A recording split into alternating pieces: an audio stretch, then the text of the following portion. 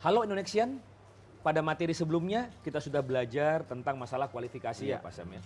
Dan kita sudah mengetahui bahwa kualifikasi itu kan ada kualifikasi administrasi, teknis dan harga. Dan ini kan dimasukkan ke dalam sistem. Siap. Baik itu VMS maupun secara manual. Ya. Nah, tapi kan pemasukan ini kan tidak sebegitu saja. Ya. Harus diverifikasi dan betul. divalidasi. Bagaimanapun juga info-info yang ada di dalam sistem itu, meskipun itu baik itu secara sistem, baik itu secara penyampaian gitu ya, itu perlu kita lakukan yang namanya validasi. Validasi ini dilakukan dengan dua cara. Verifikasi, kalau pada saat verifikasi ternyata ini cukup, maka kita tidak perlu melakukan clarify lagi. Jadi verifikasi dan klarifikasi. Nah ini dua pilihan. Kalau mau dua-duanya tidak masalah. Jadi kalimatnya dan atau. Nah, verifikasi ini apa? Artinya kita mencocokkan data yang ada di sistem dengan bukti-bukti otentik. Bukti-bukti otentik. Nah, contoh nih, ini yang menarik. Misalnya dokumen nih. Kan ada dokumen tertentu yang katanya harus dalam bentuk legalisir. Nah, apa itu legalisir? Ini juga perlu kita bahas bersama bahwa dalam proses validasi kualifikasi ada 3 aspek hukum yang kita ini. Saya sering nyebutnya aspek hukum kenotariatan. Jadi dalam notaris itu dalam memvalidasi satu dokumen itu dia pertama pencatatan. Nah, kalau pencatatan ini hanya bersifat benchmarking ya gitu ya. Jadi mencatat saja dokumen ini ada di ini. Kemudian yang kedua namanya legalisir. Legalisir ini membandingkan antara dokumen asli nih ya, bukan dokumen yang pasti sah tapi asli. Asli dibandingkan dengan salinan. Nah, ketika salinan dengan aslinya ini sama, maka namanya legalisir.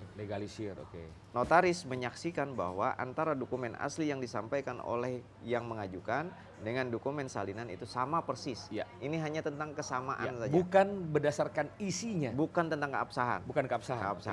Nah, kemudian yang ketiga namanya legalisasi. Nah, legalisasi ini adalah ketika notaris, nah ini perannya nanti peran ahli pengadaan nih yang melakukan validasi. Peran yang melakukan validasi adalah sebagai orang yang menyaksikan secara langsung dokumen ini dibuat. Ini namanya legalisasi. Makanya biasanya notaris hadir dalam penandatanganan perjanjian gitu. Kemudian dia menandatangani berita acara. Itu namanya legalisasi. Jadi ada 3, pencatatan, legalisir, legalisasi. Nah, dalam proses validasi ini paling jauh gitu, petugas pelaksana itu hanyalah sebagai petugas legalisir saja. Makanya kemudian ketika memastikan salinan ini sama dengan aslinya, kita kadang-kadang menyerahkan risiko ini kepada notaris. Ya, jadi sebenarnya begitu sudah dilegalisir, belum tentu dokumen tersebut adalah dokumen yang otentik dong. Belum tentu. Cuman dokumen ini memang sama persis dengan dokumen aslinya. Nah, ini yang disebut validasi ya. Jadi ada verifikasi. Nah, kalau misalkan pada saat verifikasi kita sudah sangat yakin dengan dokumen ini, maka kita tidak perlu lagi. Nah, biasanya misalkan sudah dilegalisir, tapi kita tetap tidak yakin, maka kita bisa melakukan klarifikasi kepada yang melegalisir atau kepada yang menerbitkan dokumen tersebut. Nah, ini tahapannya seperti itu. Dan jangan lupa ada regulasi tertentu yang mempersyaratkan yang namanya legalisasi itu hanya boleh dilakukan oleh instansi yang mengeluarkan dokumen tersebut. Jadi patut dicatat, notaris atau wakil yang ini tidak mempunyai kewenangan untuk melakukan legalisasi. Yang menyatakan dokumen ini legal atau tidak adalah yang menerbitkan dokumen tersebut. Realnya adalah yang namanya legalisasi ijazah hanya boleh dilakukan oleh penerbit ijazah, bukan notaris. Jadi kalau misalnya Anda mendapatkan ijazah perguruan tinggi negeri, yang berhak melegalisasi adalah perguruan tinggi negeri tersebut. Untuk perguruan tinggi swasta, yang berhak melegalisasi adalah Kopertis yang ada di Indonesia. Nah itu tadi, ini aspek-aspek itu. Nah dalam proses validasi dokumen kualifikasi, tahapan yang paling terdekat adalah namanya legalisir. Membandingkan salinan dengan aslinya. Kalau salinan dan asli ini sama persis, maka pada tahapan itu verifikasi selesai.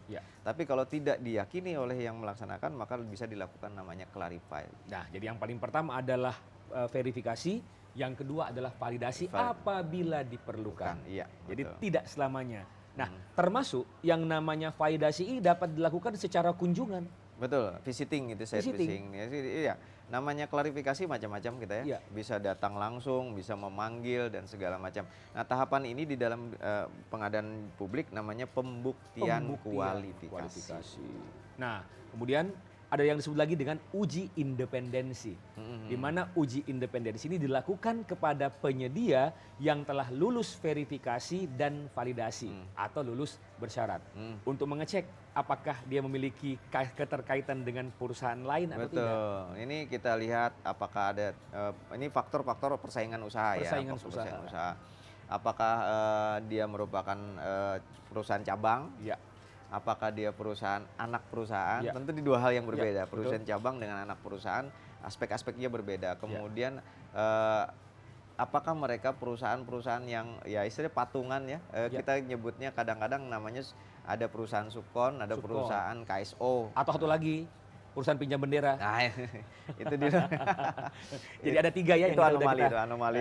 3 yang kita udah bahas di sini. Yang pertama adalah verifikasi, yang kedua adalah validasi, dan yang ketiga adalah uji independensi. Demikian materi kali ini. Saya Khalid Mustafa. Saya Samsul Ramli. Salam pengadaan.